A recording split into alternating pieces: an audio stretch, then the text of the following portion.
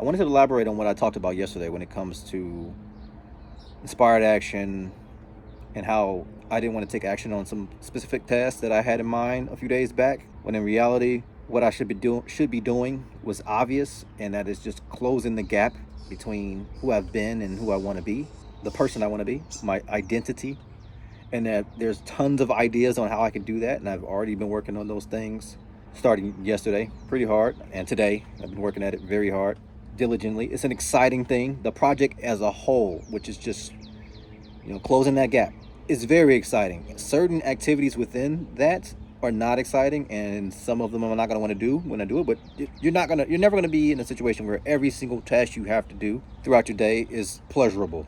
If people could snap their fingers and have clean teeth for the rest of their lives, perfectly clean, they would never brush their teeth again. They're not brushing their teeth because they like the activity of brushing their teeth. They brush their teeth because they want good dental hygiene. All the tasks, every task that you have to do is not going to be pleasurable. But the overall project that I'm working towards, the overall thing that I'm taking action on every day, is very exciting for me. So it's very obvious. It was really obvious before then. I just didn't think of it like that. I wasn't seeing it through that lens. There's so many things that came up as soon as I realized that's what I was supposed to be doing as far as activity that I could be taking daily. All of a sudden, there's a laundry list so long that it's going to take who knows how long to do it all without running out of things to do, without being in the position where I feel like I don't know what to do next, which is where I was sitting a few days ago. That was the position I was in. I was like, I don't know what to do, so let me just drink alcohol to numb my mind. And that's the problem I fell into. I'm like, I don't know what to do. When in reality, I know exactly what to do. Big picture, which is be the person I envision. Be who I say I want to be. And it's really that simple. It's another thing that I wanted to talk about was like just simplicity. People need things to be complicated, and I'm definitely one of those people. Historically, I've been one of those people who can't take a simple answer. If I have a problem, the solution has to be complex in my mind, because I've been like a very analytical type of person. I'm an engineer by trade.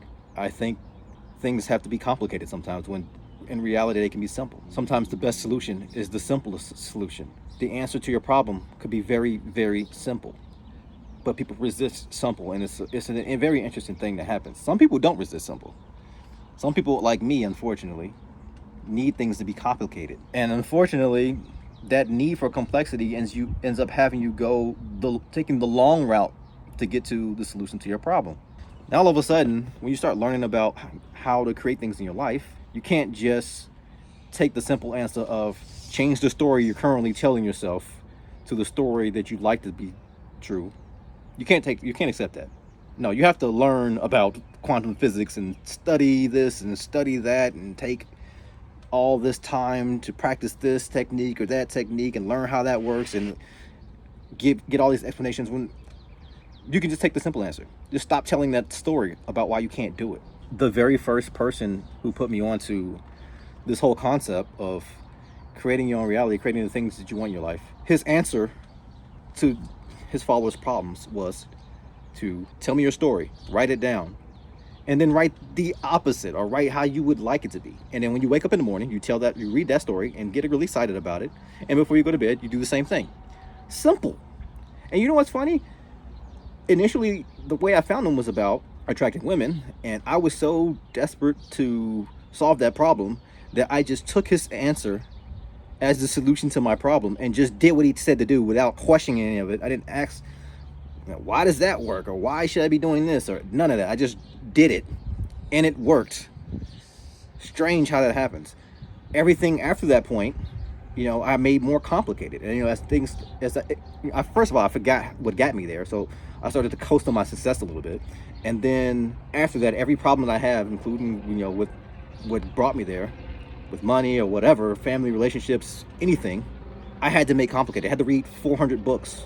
I had to master this one thing. I had to wait on a certain condition before I can have the thing, instead of just being it by telling a new story. Stop saying those things that are preventing me from having it now. So when somebody asks you, why don't you have it now? And I go, because da da da da da da. Stop telling that story, because that's the reason you don't have it. Anthony Robbins said that in one of his in one of his programs. He says the only reason you don't have what you want is because the story you keep telling about why you don't have it, and it's really that simple. But people resist simple, as I was mentioning, and I'm starting to realize that after only 14 years of learning about this stuff. It's crazy how that works. But anyway, that's all I got for now. Guess I'll check back in tomorrow.